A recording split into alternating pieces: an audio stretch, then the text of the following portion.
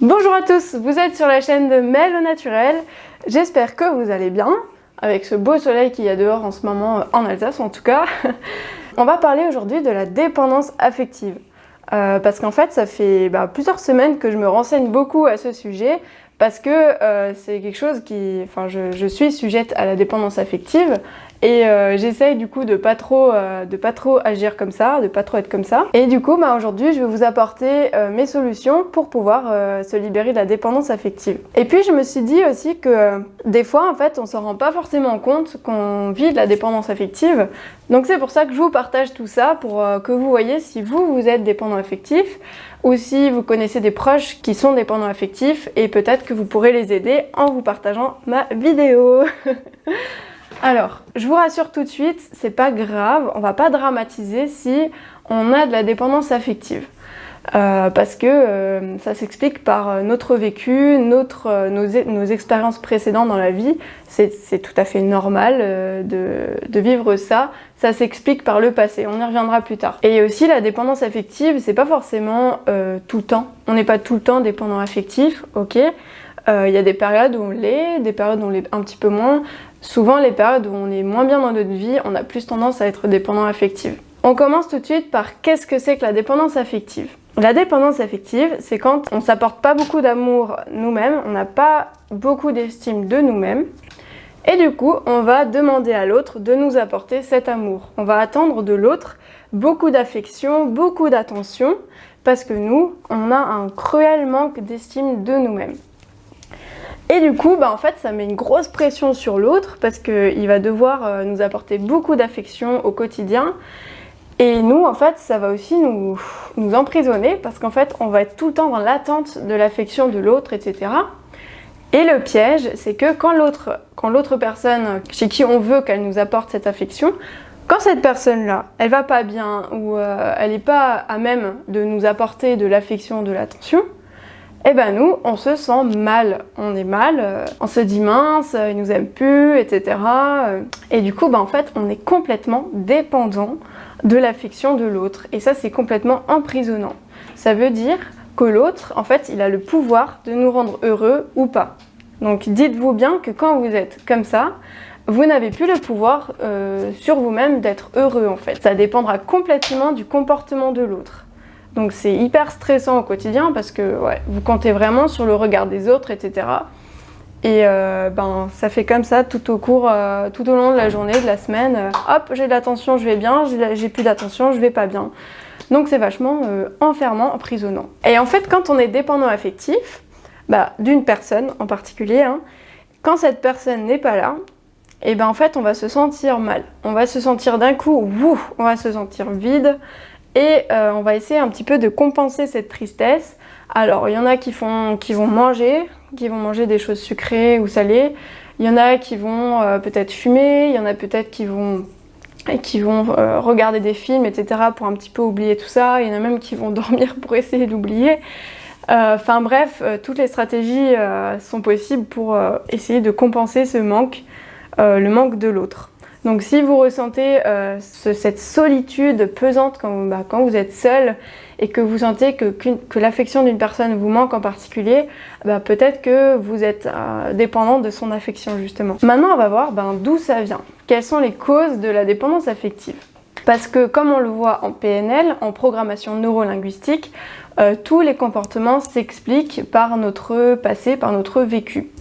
Donc tous les comportements qu'on a ne viennent pas de nulle part. Quand on a de la dépendance affective, comme je l'ai dit avant, c'est souvent parce qu'on a un manque d'estime de nous-mêmes. On a un manque d'amour de soi. Et ça peut être aussi parce que dans le passé, vous avez pu vivre des expériences douloureuses, des ruptures, des parents qui divorcent, des relations avec des personnes compliquées où vous vous êtes senti rejeté. Les solutions pour ça, pour ne plus agir comme ça, pour ne plus être dépendant complètement de l'autre, ça va être déjà de prendre conscience de cette dépendance affective. Déjà, si vous en prenez conscience, franchement, chapeau, parce que faut déjà mettre sa fierté de côté et se dire, bon ok, là il y a un petit problème, je sens qu'il y a trop de pression dans notre relation, moi j'attends trop d'affection de l'autre, quand j'en ai pas, ça va pas. Donc déjà, premièrement, prenez-en conscience, c'est une super grande étape.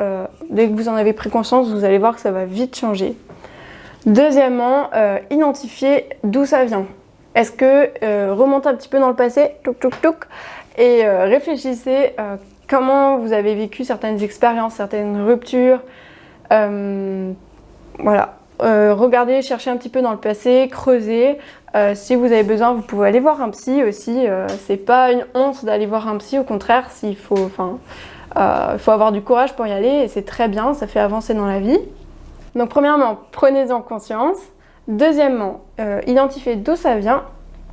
Et troisièmement, agir. Vous allez maintenant vous dire, ok, maintenant ce n'est plus à l'autre de me rendre heureuse, c'est à moi.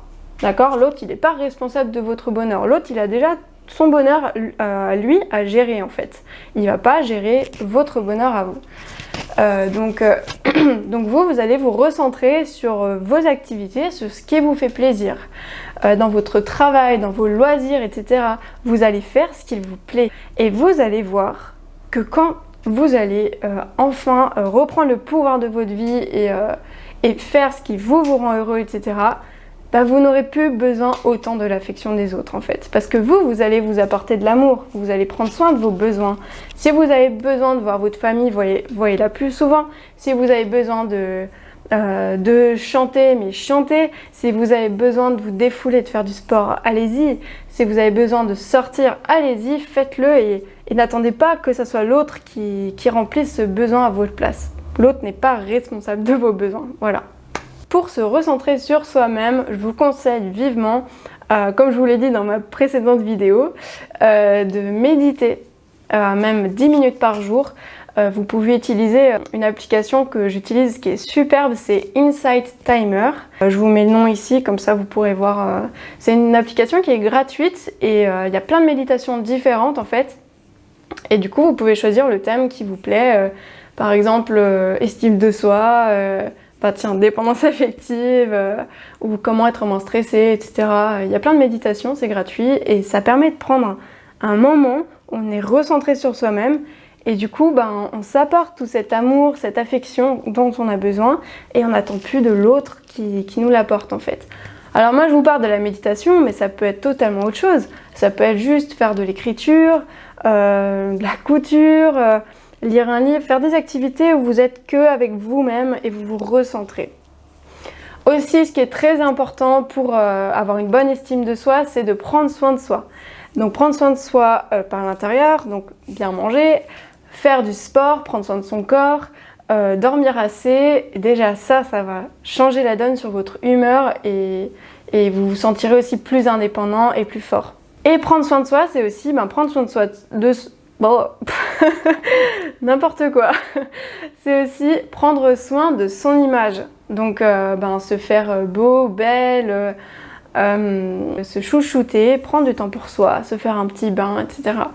Toutes ces choses-là, ça va vous permettre de gagner en amour pour vous, d'avoir plus d'amour pour vous-même, plus d'estime de soi et d'être plus détaché de l'autre en fait. Alors là, je vous ai donné des astuces que vous pouvez faire vous-même tout seul.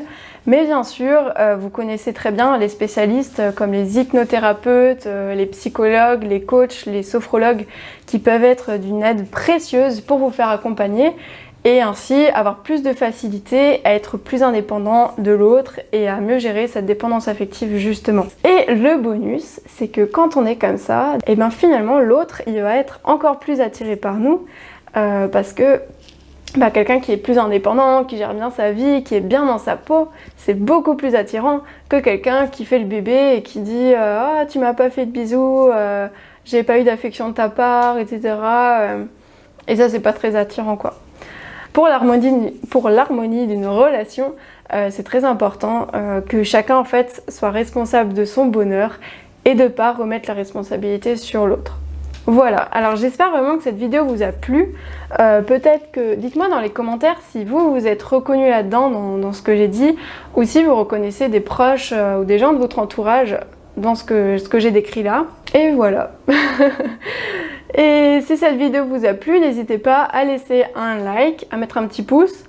Comme ça me soutient un petit peu sur ma chaîne. Et à vous abonner pour avoir les prochaines vidéos. Donc moi je parle de nutrition, santé, astuces naturelles et développement personnel comme le sujet d'aujourd'hui. Voilà, je vous laisse, à bientôt, passez une bonne après-midi, ciao ciao!